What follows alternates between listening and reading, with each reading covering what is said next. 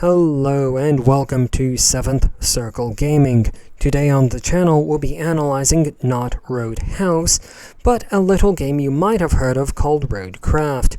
Now around here we always start off with a bit of full disclosure, and you're welcome to pause the video and read through all of these disclosures if you like, but if reading isn't really your thing, just let the video run and we'll get into the analysis in just a moment.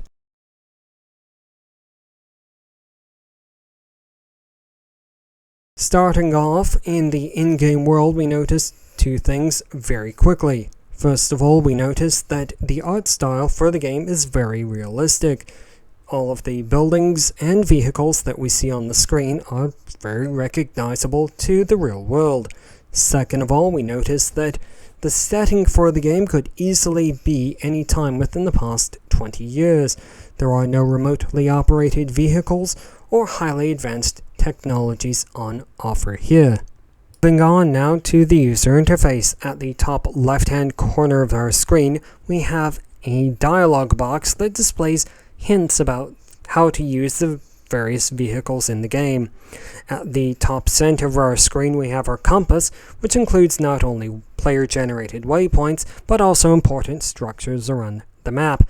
At the top right-hand corner of our screen is an inventory indicator, followed by, just below that, a currently selected mission indicator, below which can be found the notifications bar.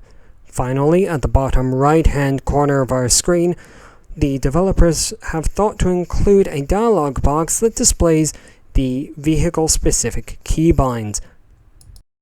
The world of Roadcraft is divided first into regions. Within each region are anywhere between 5 to 9 different maps. All of those maps are themed around some sort of overarching challenge related to disaster recovery, such as rebuilding the mobile phone network or restoring the electrical grid.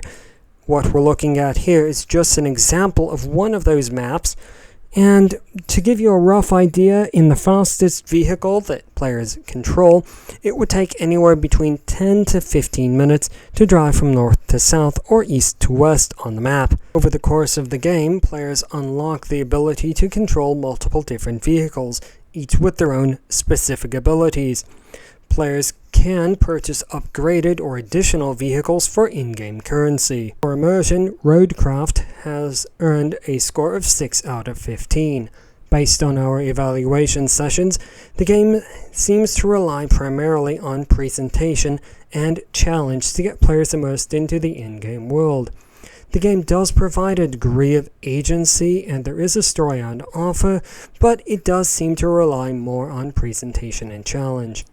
Start off our discussion of difficulty in the game by looking at the settings menu. For the most part, none of these options are going to impact the level of challenge, although there are some that could. Difficulty, the game has earned a score of 3 out of 15. For the most part, the user interface is uncomplicated, although for players that are willing to explore the menu system, there is a substantial amount of data available. Default controls on mouse and keyboard and gamepad are equally functional. The game also provides tutorials and tooltips as we mentioned earlier. We'll come back, however, to the default controls once we get to the overall score. In this screen we see all of the currently available downloadable content for the game, although it's entirely likely that more will come available as the game matures. What we would point out here is that only one of these packages is additional story content. For lasting appeal, the game has earned a score of 4 out of 15. The game does have mod support, however it requires players to create an additional user account to access those mods. At some point in the future, the game will have a custom scenario creator and it may get additional story-centric DLC, meaning at present the only reasons to retry the game or replay the game are to attempt to make different choices or to engage in multiplayer. Overall, Roadcraft has earned a score of 4.33 out of 15. Before we get too subjective, we will just point out that the game includes native steering wheel support and requires a solid-state drive. All the objectivity we can manage for this video, so let's get out the salt and get subjective. Roadcraft is a low-stress game that is very easy to get absorbed into. Would recommend that if you are going to engage with this particular game on a Windows-based computer, that you utilize a mouse and keyboard, because it did take a bit of effort to get a gamepad recognized. You may also want to rebind the function of the analog sticks to something that's more in line with other games in the driving genre. The level of destruction on display in the maps seems to us to be far greater than what these stated disasters would suggest. Tempting as it might be to label Roadcraft as a simulator,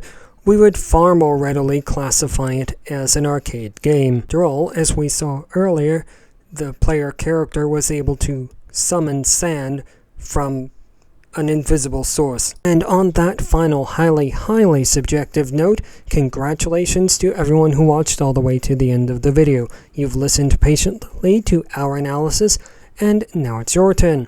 If you liked the video, let us know by giving the video a thumbs up, and share with us your opinions in the comments section below. Also, if there is a game that you would very much like to see analyzed on the channel, let us know.